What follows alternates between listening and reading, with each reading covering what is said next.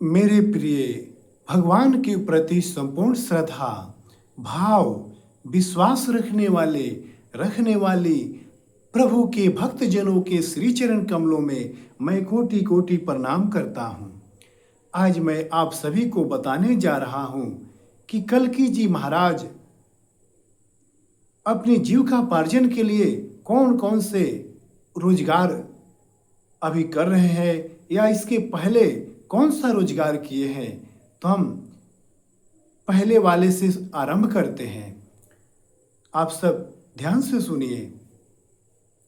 कल्कि जी महाराज जब 10वीं की परीक्षा दिए, उसके बाद में उस सत्यकाली माया के प्रभाव के कारण परीक्षा देकर पढ़ाई छोड़कर बाहर कमाने के लिए, प्रदेश कमाने के लिए चले गए। सबसे पहले वह जम्मू गए थे, जम्मू, जहाँ पर फैक्ट्री में काम किए। वहाँ फैक्ट्री में आइसक्रीम का जो खोखा होता है ना, मलाई बर्फ़ का खोखा, वो सब बनता था। पेस्टिस, केक, ऐसे सभी खाने वाली जो चीज़ होती है वो सब उसमें बनता था।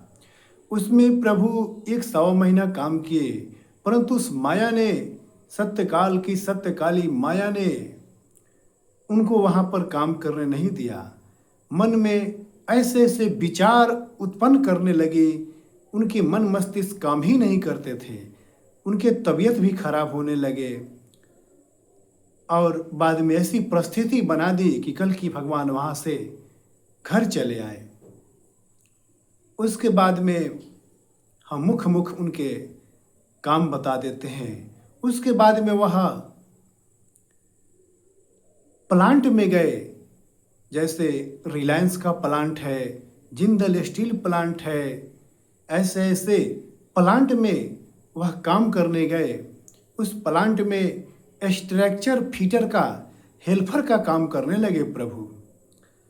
6-7 महीना तक काम किए। स्ट्रक्चर फिटर का काम थोड़ा बहुत सीखे, लेकिन 6-7 महीना तो बहुत हो गया। माया के प्रभाव जब फिर से आरंभ हुआ तो वहाँ 6-7 महीना के बाद भी प्रभु के इतने तबीयत खराब हुए, फिर मन मस्तिष्क वैसा ही हो गया। मन उनके मस्तिष्क ऐसे हो गए कि उनका दिमाग काम ही नहीं कर रहा था। फिर वहाँ से तबीयत खराब भी हो गया, फिर वहाँ से घर चले आए। वहाँ भी अच्छे तरीके से उस सत्यकाली ने, माया ने प्रभु को काम करने नहीं दिया, फिटर का भी काम सीखने नहीं दिया।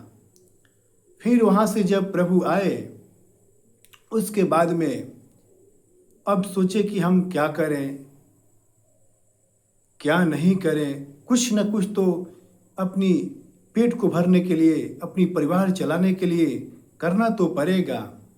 उसके बाद में प्रभु राजमिस्त्री का काम, जो घर बनाने वाले जो राजमिस्त्री होते हैं, वो राजमिस्त्री का भी काम प्रभु सीखे और कुछ दिन तक किए भी। लेकिन उस काम को भी फिर वही सत्यकाली माया ने नहीं करने दिया। हाँ, उनके मन प्रदेश में लगता ही नहीं था। ऐसी माया फैला देती थी कि उनका मन मस्तिष्क काम ही नहीं करता था। उनका तबीयत बहुत खराब हो जाता था। सर्दी, खांसी, जार, बुखार, बस इतना ही होता था।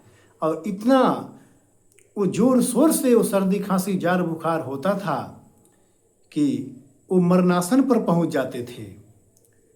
कितने डॉक्टर, मौलाना, साधु संत को दिखाते थे, ठीक होता ही नहीं था। जब घर चले आते थे तो फिर ठीक हो जाता था। इसी प्रकार कहीं भी चैन से प्रभु को कमाने नहीं दिया उस सत्यकाली माया ने। हाँ, प्रभु को चैन से रहने ही नहीं दिया। उनको इतना तेजहीन करने लगी कि उनका शरीर धीरे धीरे बहुत कमज़ोर होने लगा। हाँ, उसके बाद में जब राजमिस्त्री का भी काम वो नहीं करने देने लगी, ऐसी परिस्थिति उन्होंने खड़ा कर दिया जिससे वो राजमिस्त्री का भी काम करने में असमर्थ हो गए। तो फिर प्रभु ने हार नहीं मानी। उसके बाद प्रभु ने लेबर का काम शुरू किया। जो मकान बनता है ना, उस मकान में ईंट, बालू, सीमेंट को ढोने वाले, बालू सीमेंट को मिलाकर मसाला बनाने वाले, यही सब लेबर का काम प्रभु करने लगे घर पर ही रहकर। तभी भी इनको चैन से रहने नहीं देती थी उस माया ने। हाँ, प्रभु को किसी प्रकार से चैन से रहने नहीं देती थी।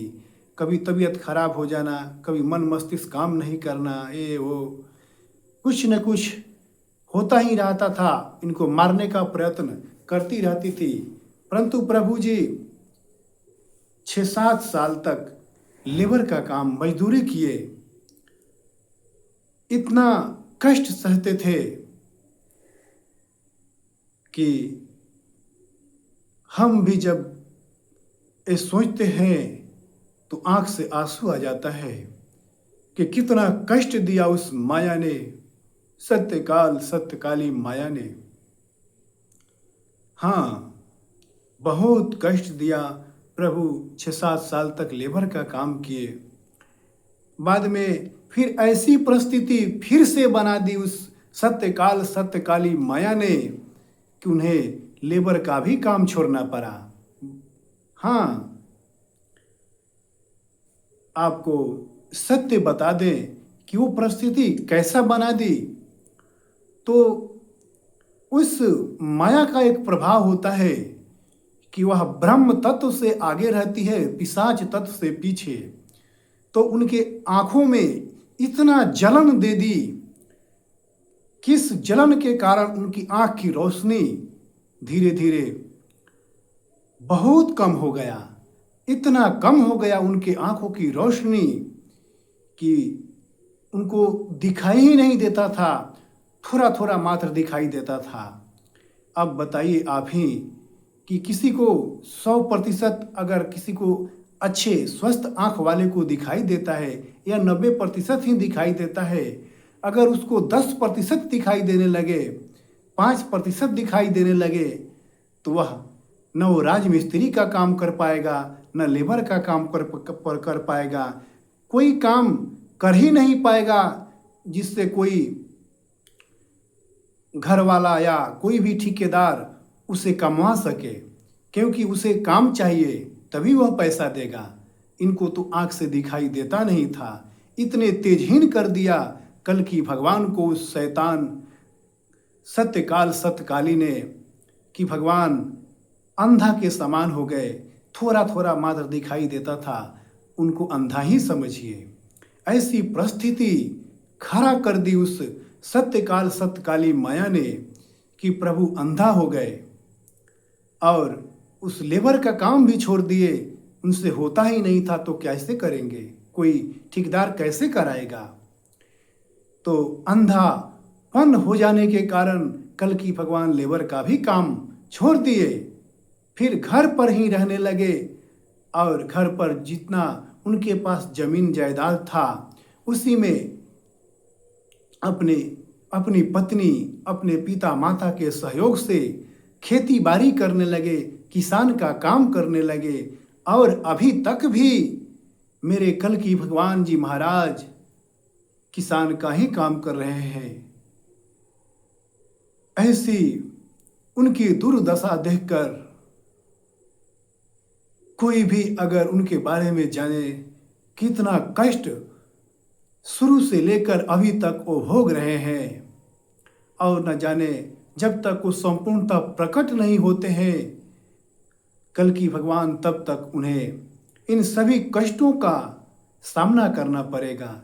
इसलिए अभी वर्तमान में वह अपने ही घर परिवार के साथ खेती बाड़ी करते हैं, उनको तो दिखाई देता नहीं है, लेकिन अपने घर परिवार जनों की सहायता से खेती बाड़ी करते हैं और घर पर ही रहते हैं और अपनी प्रभु की तपस्या करते हैं, अभी वो अंधा ही है। जब कल की भगवान अपनी 7 तत्वों वाले के शरीर के साथ जब आगे हो जाएंगे, तब वो 7 तत्वों वाला शरीर आगे और 5 तत्वों वाला शरीर जब पीछे हो जाएगा, तब उनकी ये आंखों की रोशनी, आंखों की ये जो तेज है, वह 7 तत्वों वाले शरीर के साथ फिर से वापस आ जाएगा। लेकिन अभी वह 5 तत्व शरीर के साथ अभी कुछ अभी अंश तक आगे है, इसलिए वह अंधापन की परिस्थिति से गुजर रहे हैं। जैसे ही संपूर्णतः प्रकट होंगे, उनके 7 तत्वों का शरीर जैसे ही आगे होगा, 5 तत्वों का शरीर पीछे होकर जब वो प्रकट हो जाएंगे, तब उनकी दृष्टि, उस 7 तत्व वाली दृष्टि का जो जाल होता है फिर से आ जाएगा। हाँ, तब उनको सब कुछ दिखाई देने लगेगा, जैसा स्वस्थ आंख वालों को दिखाई देता है वैसा दिखाई देने लगेगा। और इस पूरे संसार को देखने का सामर्थ्य उनके पास आ जाएगा। लेकिन अभी कल की भगवान अंधा ही है, उनको दिखाई नहीं देता है, थोड़ा थोड़ा मात्र दिखाई देता है। हाँ, 100 में 10%, 8% ही मात्र दिखाई देता है। इसलिए यही कल की भगवान की सच्चाई है।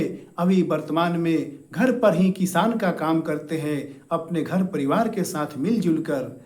आप सब इसे झूठा नहीं समझिएगा, यह सत्य है, परम सत्य है, ध्रुव सत्य है, अटल सत्य है। इस संसार में अभी कोई चैनल पर प्रभु के बारे में यह ज्ञान, यह रहस्य, यह जानकारी नहीं बताई गई थी, लेकिन प्रभु की इच्छा से, उनकी ही आज्ञा से, उनकी ही कृपा से यह सभी सूचना आप सभी को जानकारी दिया जा रहा है। हाँ, क्योंकि सत्य कभी छिपता नहीं। जो भी दिव्य दृष्टि वाले कभी भी होंगे, वो तो अवश्य ही देख लेंगे कि कल की भगवान ऐसे ऐसी परिस्थितियों से होकर गुजरे हैं, तो फिर प्रभु क्यों छिपाएंगे।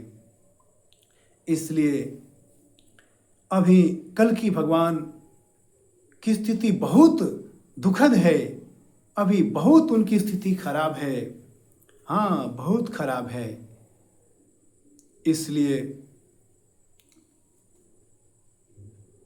हम कल की भगवान के बारे में आप सभी को बता दिए कि पहले वो क्या किए, अभी क्या कर रहे हैं। इस पर विश्वास करना या नहीं करना यह आपके ऊपर निर्भर करता है। परंतु इतना याद रखिएगा, इस ब्रह्म ज्ञान चैनल पर जितनी भी वीडियो अपलोड किया जाएगा, आप सभी को बताया जाएगा इस वीडियो के माध्यम से, यह सभी सत्य वचन होंगे। किसी प्रकार का कोई मिथ्या वचन बताया नहीं जाएगा। हम वही बताएंगे जो प्रभु कहेंगे, और जो समय की मांग होगी, समय के ही अनुसार हम आप सभी को बताते जाएंगे। इससे आगे का ज्ञान आप चाहेंगे पूछने के लिए तो हम नहीं बताएंगे, क्योंकि जो प्रभु कहेंगे हम वही बताएंगे। उन्हीं की इच्छा से इस चैनल पर कुछ भी कल की भगवान के बारे में या पूरे संसार के बारे में बताया जाएगा। आप सब या किसी की भी इच्छा से नहीं बताया जाएगा। जैसी प्रभु की इच्छा, जैसी समय की मांग होगी, वैसा ही बताया जाएगा। इसलिए आप सबसे मेरा विनम्र निवेदन है कि आप कल की भगवान के बारे में जान गए कि उन्होंने मुख्य काम कौन किए और अभी काम कौन कर रहे हैं। इसलिए इस वीडियो में हम आप सभी से विनम्र निवेदन करके विदा लेना चाह रहे हैं कि आप हमारे इस ब्रह्म ज्ञान चैनल को सब्सक्राइब कीजिए, लाइक कीजिए, शेयर कीजिए, ताकि कल की भगवान के बारे में हम सच्ची जानकारी आप सभी के पास पहुंचा सके। हाँ, और आप जैसे सभी भक्त इस जानकारी को प्राप्त कर सके। इसलिए यह ब्रह्म ज्ञान चैनल आपका चैनल है, मेरा चैनल नहीं। इसलिए इस ब्रह्म ज्ञान चैनल को आप अपना चैनल समझकर सब्सक्राइब, लाइक, शेयर कीजिए, ताकि कल की भगवान के बारे में पूरा संसार जान जाए कि अभी क्या कर रहे हैं, पहले क्या किए थे। हाँ, इसलिए इस वीडियो में हमें आप विदा दीजिए। जय कल की भगवान, जय कल की भगवान।